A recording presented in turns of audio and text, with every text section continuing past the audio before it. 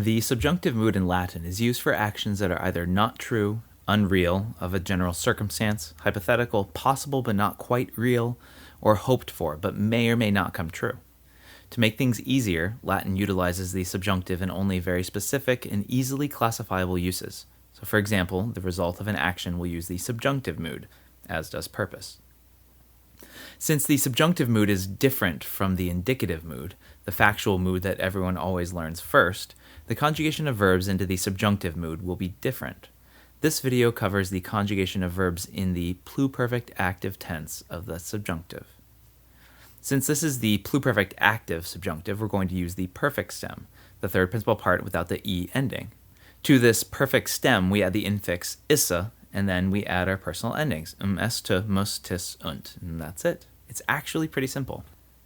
So for amo, amar, amawi, we take the perfect stem, ama, then add our issa infix, and then the endings. Ama wisem, ama wisses, ama wisset, ama wissemus, ama wissetis, ama wissen. And since this is the pluperfect tense, all verbs are conjugated in exactly the same way. Perfect stem plus issem, isses, isset, issemus, issetis, issent. In some ways, the origins of this pluperfect subjunctive go back to the pluperfect indicative. So let's review. The pluperfect indicative is the perfect stem plus the imperfect of sum, so we add eram, eras, erat, etc. Here's the pluperfect indicative of duco, ducere, duxi, ductus.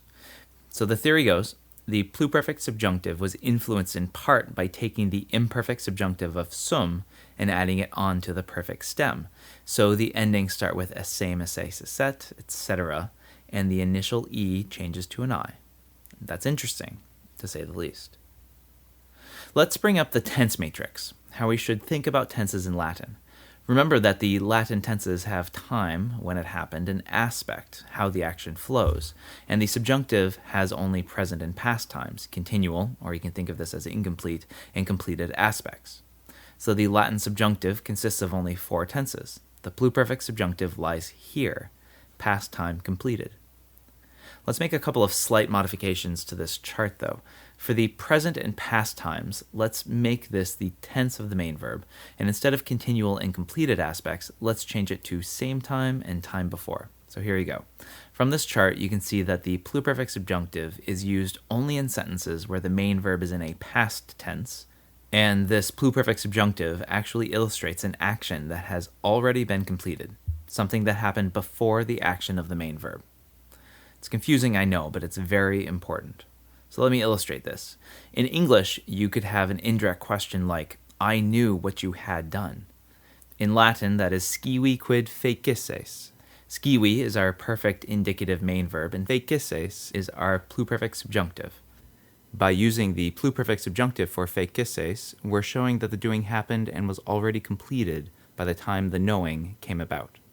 If we change had done to were doing, we would change fecisses from the pluperfect subjunctive to the imperfect faceres.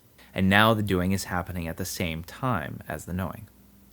This last bit is tough, but it's part of a larger discussion on sequence of tenses, namely that the pluperfect subjunctive shows actions happening at some time before the main verb.